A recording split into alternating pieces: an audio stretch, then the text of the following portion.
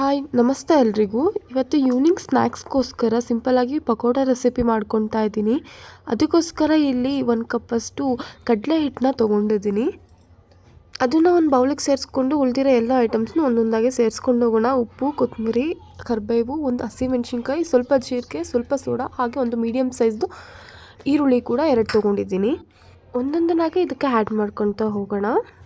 ಈರುಳ್ಳಿನ ಸ್ವಲ್ಪ ದೊಡ್ಡದಾಗಿ ಉದ್ದುದ್ದಕ್ಕೆ ಹೆಚ್ಚಿಟ್ಕೊಂಡಿದ್ದೀನಿ. ನಿಮಗೆ ಯಾವ ಥರ ಬೇಕೋ ಅದೇ ಥರನೇ ಕಟ್ ಮಾಡ್ಕೊಳ್ಳಿ.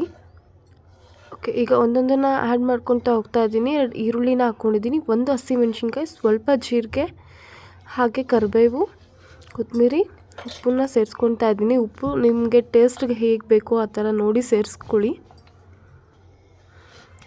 ಸೋಡಾ ಕೂಡ ನಾನು ಸ್ವಲ್ಪನೇ ತೊಗೊಂಡಿದ್ದೀನಿ, 1 ಪಿಂಚಸ್ ತೊಗೊಂಡಿದ್ದೀನಿ ಅಷ್ಟೇ. ಉಪ್ಪು ನೋಡಿ ಸೇರಿಸ್ಕೊತಾ ಇದ್ದೀನಿ. ನಾನಿಲ್ಲಿ ಕ್ವಾಂಟಿಟಿ ಸ್ವಲ್ಪ ಕಮ್ಮಿ ಮಾಡ್ತಾ ಇರೋದ್ರಿಂದ ಎಲ್ಲ ಕಮ್ಮಿ ಇಂಗ್ರೀಡಿಯೆಂಟ್ಸ್ನ ಸೇರಿಸ್ಕೊತಾ ಇದ್ದೀನಿ.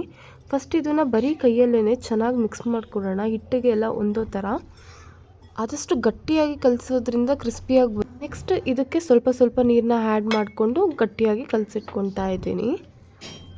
ನೋಡಿ, ಕಲಿಸ್ತಾ ಆಲ್ಮೋಸ್ಟ್ ಈ ಅದಕ್ಕೆ ಬಂದಿರಬೇಕು. ಇಷ್ಟು ಗಟ್ಟಿಯಾಗಿದ್ದರೆ ಸಾಲುತ್ತೆ. ಹಾಗೆ ಒಂದು ಬಾಣಲಿಗೆ 1 ಕಪ್ಪಷ್ಟು ಎಣ್ಣೆನ ಹಾಕಿ ಬಿಸಿ ಮಾಡೋದಕ್ಕೆ ಇಡ್ತಾ ಇದ್ದೀನಿ. ಎಣ್ಣೆ ಚೆನ್ನಾಗಿ ಕಾಯಲಿ.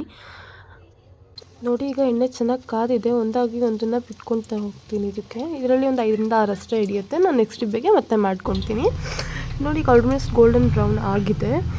ಅದನ್ನು ತಿರುವಾಕೊಂಡು ಇದನ್ನೊಂದು ಪ್ಲೇಟ್ಗೆ ಸರ್ವ್ ಮಾಡ್ಕೊತಾ ಇದ್ದೀನಿ. ಲೋ ಫ್ಲೇಮಲ್ಲಿ 5 ಮಿನಿಟ್ಸ್ವರೆಗೂ ಚೆನ್ನಾಗಿ ಫ್ರೈ ಮಾಡಿದ್ರೆ ಸಾಕಾಗತ್ತೆ.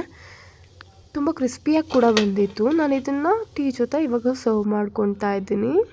ನೀವು ಒಂದ್ಸಲ ಟ್ರೈ ಮಾಡಿ ಹೇಗಿತ್ತು ಅಂತ ಕಮೆಂಟ್ ಮಾಡಿ.